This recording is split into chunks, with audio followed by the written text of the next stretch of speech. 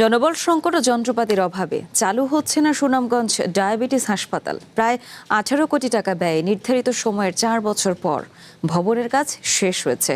তবে নানা জটিলতায় এখনও শুরু হয়নি চিকিৎসা সেবা। ফলে হাওড়াঞ্চলের হাজারো ডায়াবেটিস রোগীরা বঞ্চিত হচ্ছেন আধুনিক চিকিৎসা থেকে। নগদ নিয়ে এলো হার না মানা হার অফার। সর্বনিম্ন 10,000 টাকা রেমিটেন্স নগদে পাঠালে থাকছে স্বর্ণের হার জেতার সুযোগ। 2020 সালের মার্চে সুনামগঞ্জ পৌর শহরের আলিপাড়ায় শুরু হয় 50 শয্যার সুনামগঞ্জ ডায়াবেটিস হাসপাতালের ভবন নির্মাণ কাজ। কথা ছিল পরের বছরই ভবন নির্মাণ শেষ হবে।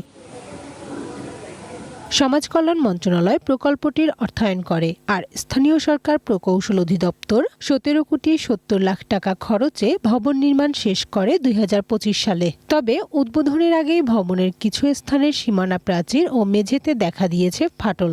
এই অঞ্চলে যে ডায়াবেটিস রোগীরা আসলে তারা সেবা পাচ্ছে না, বিনামূল্যে সরকারিভাবে একটা চিকিৎসা পাবে সেই আশায় বুক বেঁধে অপেক্ষার প্রহরগণ ছিল যে ডায়াবেটিস হাসপাতালটা কখন উদ্বোধন হবে, কখন চালু হবে। ভবনটি হস্তান্তর হয়েছে, কিন্তু বেশ 2-1 বছর হয়ে গেল সেটি চালু হচ্ছে না। এদিকে সুনামগঞ্জ ডায়াবেটিস সমিতি জানিয়েছে, হাসপাতালের ভবন বুঝে পেলেও আসবাব ও যন্ত্রপাতি হস্তান্তর না করায় কার্যক্রম শুরু হয়নি। চালু করতে পারতেছি না। এটা আনুষঙ্গিক যে ফার্নিচার লাগবে, ইকুইপমেন্ট লাগবে, যন্ত্রপাতি ইত্যাদি হ্যান্ড ওভার করা হয়নি। যদি ওইগুলো আইসা গেছে, ওনারা আইনে ফেলছেন, কেন হ্যান্ড ওভার হচ্ছে না। এটা দ্রুত হ্যান্ড ওভার না হলে তো ক্ষতিগ্রস্ত হবে, যন্ত্রপাতিও নষ্ট হবে, জনগণও সার্ভিস পাচ্ছে না।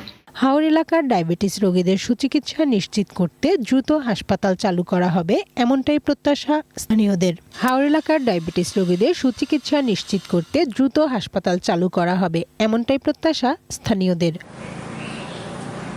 One national desk.